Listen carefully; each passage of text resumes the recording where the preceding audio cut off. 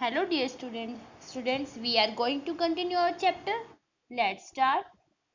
I am privileged to work with many courageous souls who also refuse to accept. मतलब मुझे ऐसी बहुत सी साहसी आत्माओं के साथ काम करने का मौका मिला है जिन्होंने भी ये सब बातें एक्सेप्ट करने से मना कर दिया है. We have never given up against any threat and attack and we never will. हमें कभी भी किसी डर से, किसी भी हमले के डर से या किसी की भी डर से हमें पीछे नहीं हटना है और ना हम हटेंगे. Undoubtedly progress has been made in the last couple of decades.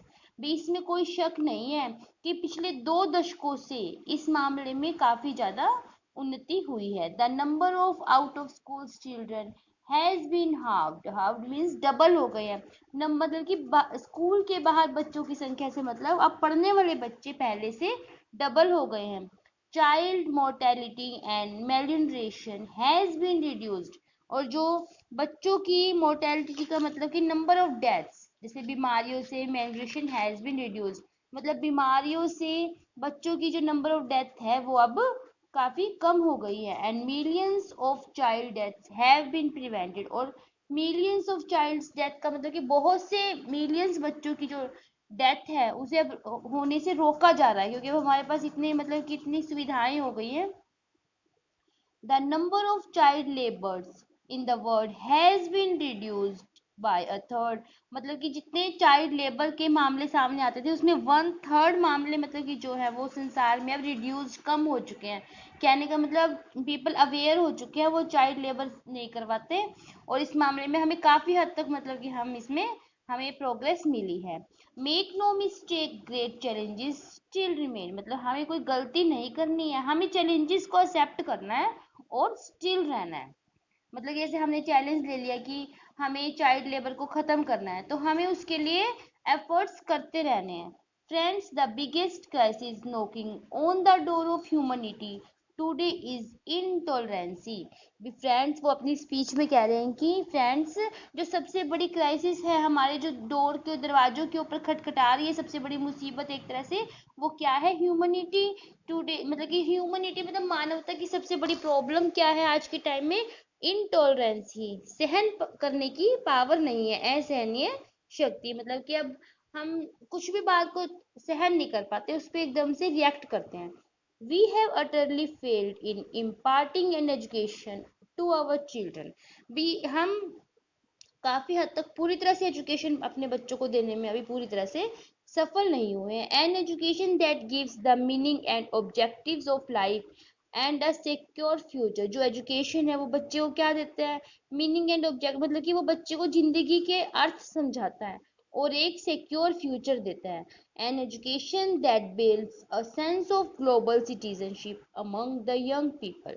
जो एजुकेशन है वो हमारे जो यंग पीपल है उनके अंदर एक ग्लोबल सिटीजनशिप की भावना को पैदा करता है. मतलब कि वो यंग पीपल जो है, बच्चे जो है, वो एजुकेशन के थ्रू ही उन्हें समझ आ रहा है कि हम सब भी मतलब कि पूरे वर्ल्ड में मतलब ग्लोबलाइजेशन की भावना आती है उनके अंदर कि हम जो हमारा एक भी एफर्ट हर किसी को किसी न किसी तरह से प्रभावित करता है. I am afraid that the day is not far when the cumulative result of this failure will culminate in unprecedented violence that will be suicidal for humankind.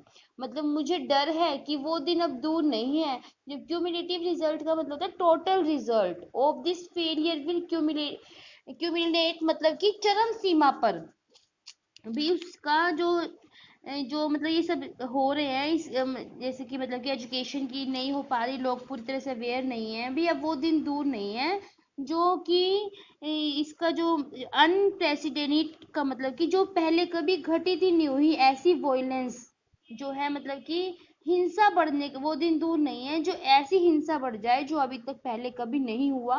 That will be suicidal for the human kind. जो मानवता का अंत होगा, मतलब जिससे मानवता का अंत हो जाएगा. Yet young people like Malala are rising up everywhere and choosing peace over violence, tolerance and extremism and courage over fear. Extremism मतलब उग्रवाद, भी जो यंग पीपल है जैसे मलाला है, वो हर तरह हर जगह हर स्थान पे वो शांति को चूज कर लेते हैं, मतलब कि पा लेते हैं उसके ऊपर, हिंसा के ऊपर। और जैसे मान लो उग्रवाद उग्रवाद फैल रहा है, उसके ऊपर टॉलरेंसी, मतलब उसको सहन करने की पावर को वो ढूंढ ही लेते हैं। और साहस जहाँ पे डर हो उसके ऊपर वो साहस को ढूंढ ही लेते हैं मलाला जैसे लोग, जो मतलब कि वो अपनी बेटी के लिए कह रहे हैं ये solutions are not found only in the deliberations, deliberations मतलब होता है discussion, in the conferences and prescriptions from a distance। वो कह रहे हैं कि हमें solutions केवल बड़े बड़े कॉन्फ्रेंस करने से, बड़ी बड़ी मीटिंगें करने से, उनमें डिस्कशन करने से कोई solution नहीं निकलने वाला। और प्रिस्क्रिप्शंस मतलब होता है कि अगर दूर बैठे हम नुस्खे बता रहे हैं, ऐसे कर लो, उससे कोई solution नहीं निकलने वाला। They lie in small groups and local organizations and individuals who confront the problem every day, even if they remain unrecognized and unknown to the world। मतलब कि जो हम सॉल्यूशन है वो कहाँ निकलता है, इन स्मॉल ग्रुप्स, छोटे छोटे ग्रुप में, जहाँ चार लोग बैठ के किसी बात पे डिस्कस कर रहे हैं, अपने अपने व्यूज दे रहे हैं, वहां बैठ के प्रॉब्लम का सॉल्यूशन निकलता है। बड़े बड़े कॉन्फ्रेंसेस में लोग के मन में चाहे विचार आ भी रहो, वो उठ के अपने अपने व्यूज देते ही नहीं है, तो कोई इस तरह से कोई सोल्यूशन निकलता ही नहीं है। एंड जैसे कि कन्फ्रंट का मतलब होता है फेस टू फेस, जहाँ चार लोग बैठे हैं वो फेस टू फेस बातें कर रहे हैं, वहां पे वो उस बात का कोई सोल्यूशन निकल सकता है। चाहे वो सोल्यूशन वो चार लोग निकाल रहे हैं जो अनरिकॉग्नाइज्ड हैं, अननोन है टू द वर्ल्ड, मतलब कि उनकी वर्ल्ड में कोई पहचान नहीं है। और फिर भी लेकिन फेमस कौन होते हैं, फेमस वही होंगे जो जाने पहचाने लोग हैं, उन्होंने ये फैसला दिया, या हो सकता है कि वो व्यूज किसी सिंपल नॉर्मल इंसानों ने निकाला हो, वो बात पहुंचते पहुंचते आगे तक पहुंचती है, चाहे वो लोग फेमस नहीं हो पाते, लेकिन सॉल्यूशंस जो है वो वहीं से निकलते हैं। 18 years ago millions of my brothers and sisters in 100 countries marched across 80,000 kilometers। मतलब 18 साल पहले जो मेरे मिलियंस ऑफ ब्रदर और सिस्टर्स, मतलब कि जो मेरे इतने सारे ब्रदर और सिस्टर जो 103 कंट्रीज में से आगे बढ़े, लगभग 80,000 किलोमीटर मार्च अक्रॉस का मतलब कि यहाँ इतना लंबा उन्होंने सफर तय किया, किसके लिए मार्च किया, मतलब इस मामले में मतलब कि वो आगे बढ़े। और and a new international new law against child labour was born. और एक लॉ जो है निकला, एक नया नियम जो है इंटरनेशनल लॉ निकला चाइल्ड लेबर के लिए भी, जैसे चाइल्ड लेबर पे बैन किया गया। और फिर वी हैव डन दिस, मतलब कि हमने जो सोचा था वो हमने कर लिया, इतने सारे लोगों की मेहनत के बाद मतलब कि ये डिसीजन लिया गया। यू मे आस्क, तुम पूछ सकते हो, what can one person do, एक अकेला पर्सन क्या कर सकता है। Let me tell you story, चलो मैं तुम्हें एक स्टोरी बताता हूँ। I remember from my childhood, मुझे अपने बचपन से याद है। A terrible fire had broken out in the forest, एक बार बहुत भयानक आग लग गई फॉरेस्ट में। All the animals were running away, और सभी एनिमल्स इधर उधर भाग रहे थे, इंक्लूडिंग द लॉयन, उसमें लॉयन भी शामिल था, किंग ऑफ द फॉरेस्ट, जंगल का राजा। Suddenly the lion saw a teeny bird rushing towards the fire। तभी लोयन ने देखा एक छोटा सा बर्ड जो है वो आग की तरफ भाग रहा है। He asked the bird, what are you doing? उसने बर्ड से पूछा कि तुम क्या कर रहे हो। To the lion surprise, the bird replied। लोयन को सरप्राइज देखकर बर्ड ने आंसर दिया, I am on my way to extinguish the fire। उसने कहा, बर्ड ने क्या कहा कि मैं उधर फायर की तरफ जा रहा हूँ। एक्सटिंक्श का मतलब होता है कि आग बुझाने के लिए, भी जो जलती हुई आग है उसको बुझाने के लिए आग की तरफ जा रहा हूँ। The lion laughed and said, lion हंसा और बोला, how can you kill the fire with just one drop of water in your beak, कि तुम कैसे आग को बुझाओगे, तुम्हारी तो मतलब कि चोंच में सिर्फ एक ड्रॉप है वाटर की। The bird was adamant and said, adamant मतलब कि दृढ़ निश्चय था, और उसने कहा, but I am doing my bit, लेकिन इनका मतलब जितना मुझसे हो सकता है उतना तो मैं कर रहा हूँ ना। अगर मैं ये सोचूं कि मेरे से कुछ नहीं होगा तो मैं करूंगा ही नहीं। You and I live in the age of the rapid globalisation, तुम और मैं एक बहुत तेजी से जो ग्लोबलाइजेशन हो रहा है ऐसे वर्ल्ड में रह रहे हैं। वी आर कनेक्टेड थ्रू, मतलब ये वो अपनी स्पीच में कह रहे हैं, we are connected through high speed internet, मतलब आज हम जिस युग में हम रह रहे हैं उसमें हाई स्पीड इंटरनेट का वो युग है। We exchange goods and services in a single global market, भी हम एक ही मतलब मार्केट से ही सारा संसार में मतलब कि आपस में सामान ले रहे हैं, दे रहे हैं। Each day thousands of the flights connect us to every corner of the globe। हर रोज मतलब हजारों जो फ्लाइट्स हैं, उड़ाने हैं, वो हमें कभी इस संसार के किसी कोने से जोड़ रहे हैं, कभी किसी कोने से जोड़ रहे हैं। But there is one serious disconnect, लेकिन एक जगह है जहाँ पे हम आपस में अलग हो रहे हैं। It is the lack of compassion, मतलब कि हमारे अंदर दया की भावना कम होती जा रही है।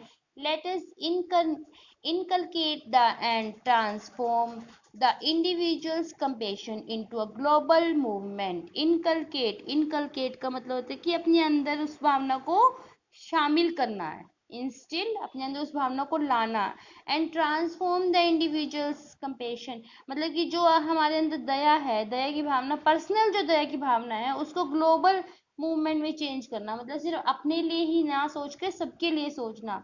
लेट अस ग्लोबलाइज कंपैशन, मतलब आओ चलो पूरे संसार में मतलब दया की भावना फैलाएं। नोट पैसिव कंपैशन, ऐसे नहीं कि उदासीन कंपैशन नहीं। कंपैशन मतलब होता है kindness, feeling of kindness. But transformative compassion मतलब कि जो एक चेंज ला सके। That leads to justice, equality and freedom, जो जस्टिस, इक्वालिटी और फ्रीडम, न्याय, बराबरी और दया की भावना बच्चों के लिए ला सके। Whose children are they who stitch footballs? वो इस बात को कहने के लिए एग्जाम्पल देते हैं कि वो बच्चे जो फुटबॉल्स को स्टिच करते हैं, yet have never played with one। आपको पता है क्या हो सकता है, शायद वो कभी उसके साथ कभी भी ना खेले हो। जो बच्चे फुटबॉल बनाते हैं, स्टिच करते हैं मतलब, तो हो सकता है वो बच्चे कभी भी ना खेले हो। दे आर आवर चिल्ड्रन, वो भी तो हमारे बच्चे हैं। Whose children are they who mine stones? वो बच्चे जो माइलस्टोन्स में काम कर रहे हैं। एंड मिनरल्स, जो मतलब कि खनिजों की मतलब कि मीलों में जो काम कर रहे हैं। दे आर आवर चिल्ड्रन, वो भी तो हमारे बच्चे हैं। Whose children are they who harvest cocoa? वो बच्चे जो कोका को उगाते हैं, जैसे हम जो कोका कोला ड्रिंक पीते हैं, जो उसकी सीड्स है मतलब उसको ग्रो करते हैं। Yet do not know the taste of chocolate, वो यहाँ तक कि उन्हें चॉकलेट का टेस्ट भी नहीं पता। जिसको उन्होंने उगाया उससे चॉकलेट बना, कोका कोला, सॉरी कोका से मेरा मतलब कोका के बीज से जिसे चॉकलेट बनती है, ठीक है। और they are all our children, वे भी तो हमारे बच्चे हैं, मतलब जो कोका को उगा रहे हैं चॉकलेट्स के लिए, जिसे चॉकलेट्स बन रहे हैं, कॉफीज बन रही हैं, इसकी सीड्स वगैरह जो ग्रो करते हैं। हो सकता है उन्होंने कभी उगाया तो है, हो सकता है कभी उन्होंने इसका टेस्ट भी ना लिया हो, वो भी तो हमारे बच्चे हैं। मतलब वो अपने स्पीच में कहना चाहते हैं कि मैं इन सब बच्चों के लिए कुछ ना कुछ करना चाहता हूँ, और इन सब के लिए हमें सबको आगे आना होगा। Okay student, we will continue reading of this chapter in our next video। Okay, now read this chapter 2 times। Thank you।